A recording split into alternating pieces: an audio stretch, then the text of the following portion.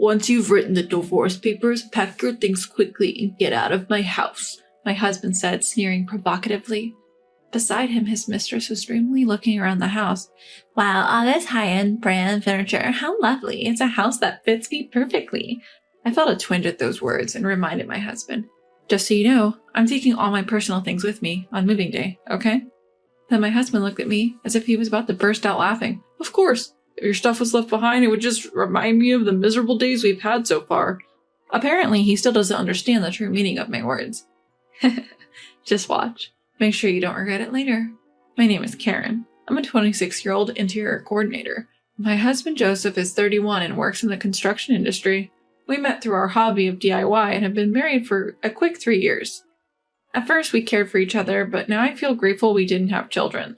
The reason is that Joseph has become too self-indulgent. After coming home, he carelessly takes off his coat, eats the meal I've prepared while complaining, doesn't even clean up, and retreats to his room.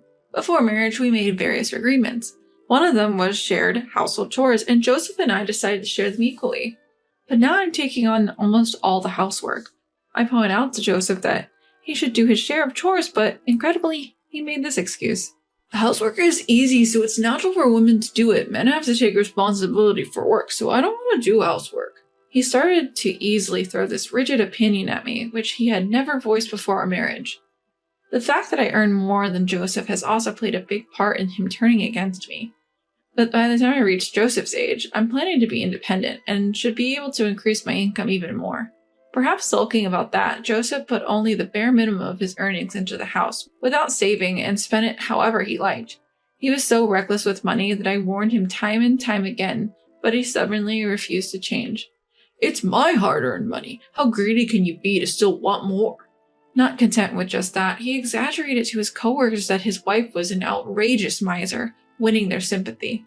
It was Joseph's generosity with money and the perception of domestic unrest that attracted his affair partner, Linda. She's 24 years old, working at Joseph's company as a temporary employee. There are a few young men at my husband's company, and even those a bit older are still considered young. That's probably why 31-year-old Joseph caught her eye. Poor Joseph, if I had a handsome husband like you, I'd take care of him forever. Believing her words, my husband quickly became infatuated with Linda. I noticed Joseph's infidelity about 6 months ago, just when the affair had begun. One day, an unknown woman called Joseph's mobile phone, and when I searched for her name on social media, I found Linda. Today's date with my future husband at a fancy restaurant. I'm so nervous since it's my first time.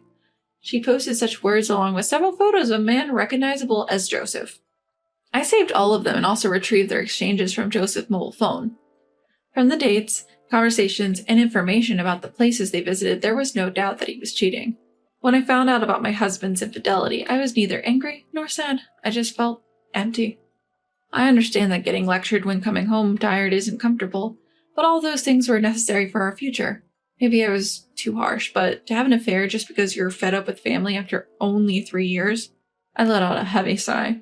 Certainly, I can't afford to be down and do nothing. I've been working hard, thinking that compromise was necessary between us, but I simply can't tolerate the cheating. I'm going to divorce him. I started looking for a lawyer to divorce Joseph. 1 month later, on a Saturday, I decided to bring Joseph and Linda together for a discussion. Naturally, they were shocked when I contacted Linda. They probably never thought I would find out about the affair, but perhaps out of joy for the marriage, Linda seemed really thrilled. She neither apologized nor tried to justify the affair to me, and immediately said, Karen, are you really okay with this unprecedented compensation? I'm so happy. I calmly replied to her, That's right. Joseph and I decided before our marriage not to divide our assets. At that moment, Linda held hands with Joseph and celebrated. Yes, Joseph and I had talked beforehand, even about what would happen if we ever divorced. In exchange for not dividing the assets, the compensation I would receive was also small. I was working too, so I didn't mind that part, but what made me angry was the complete lack of remorse for the adultery. How wonderful to live in such a stylish house with you, my love.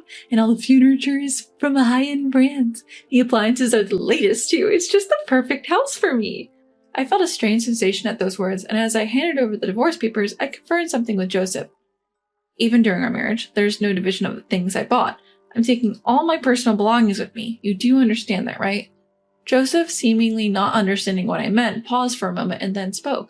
It's obvious. Your plain clothes and bags wouldn't suit young Linda anyway.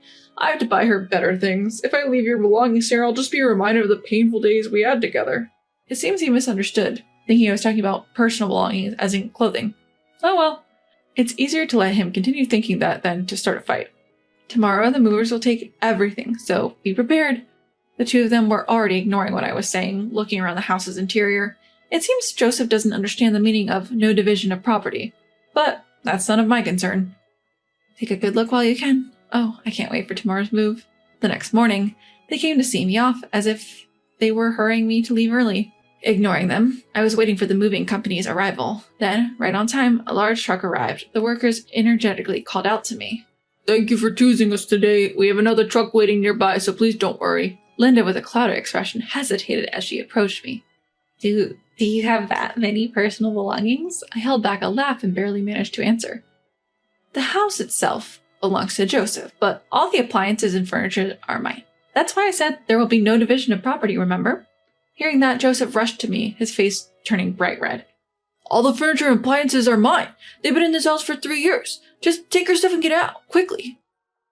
I had reached my limit, and I finally burst out laughing. I had a feeling, but he really didn't understand what no division of property meant. And just because it's been in the house for a few years, it's his. You must be joking. Hey, you're not really planning to take everything, are you?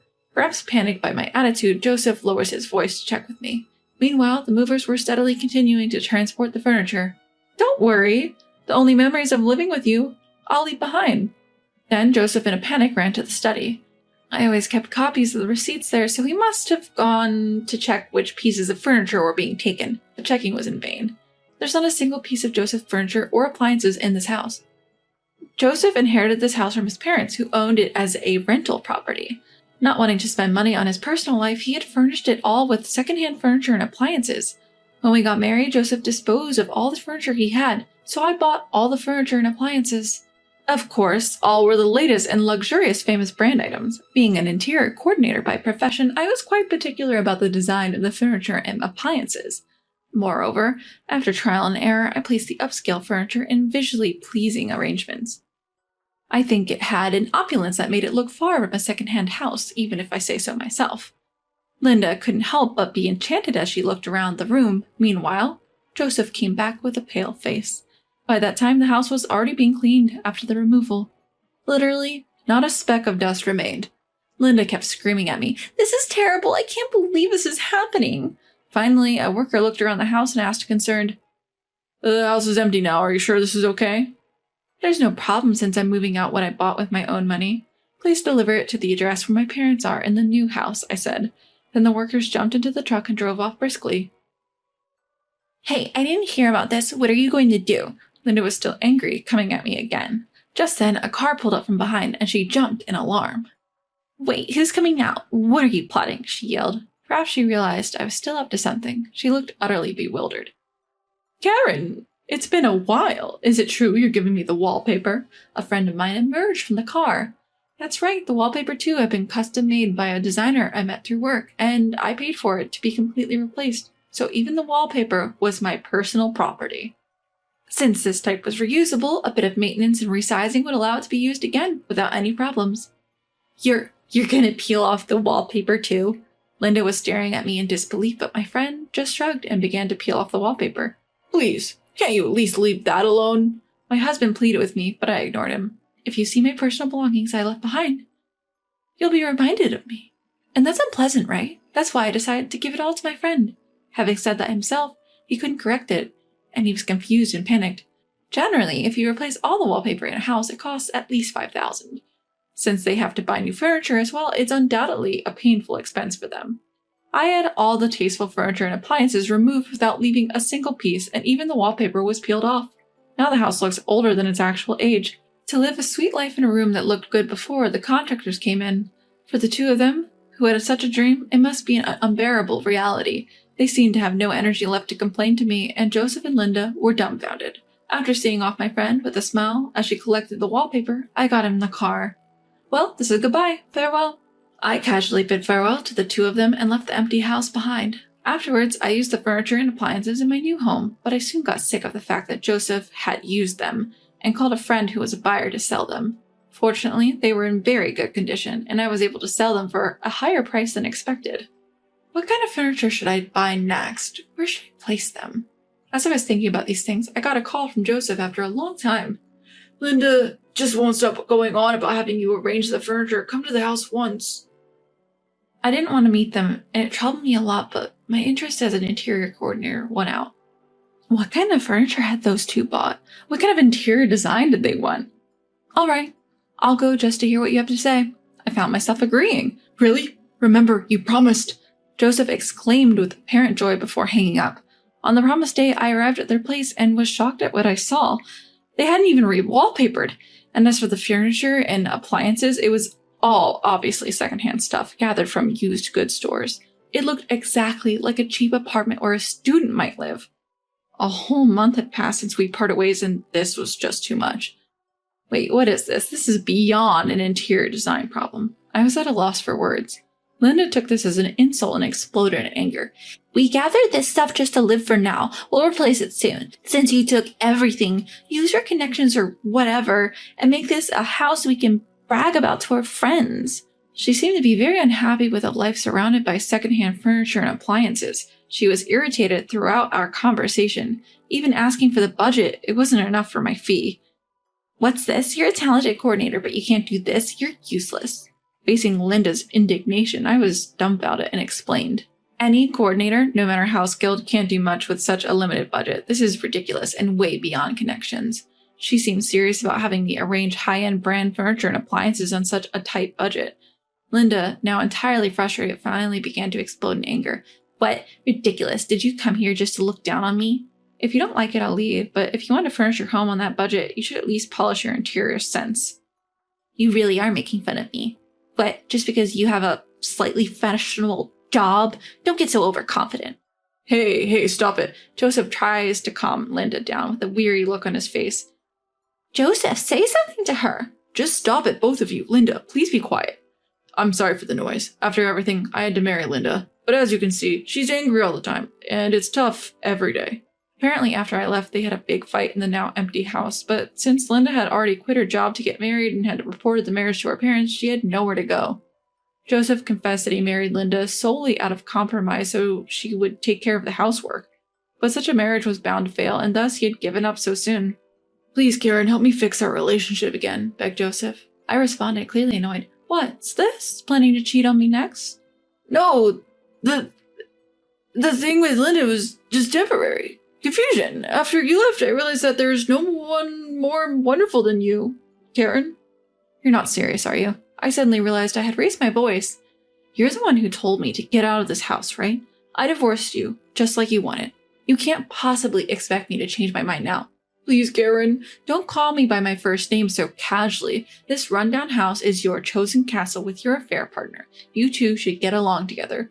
Wait, Karen. Ignoring Joseph's pleas, I quickly left the house. It's not worth satisfying curiosity by looking into someone else's downfall.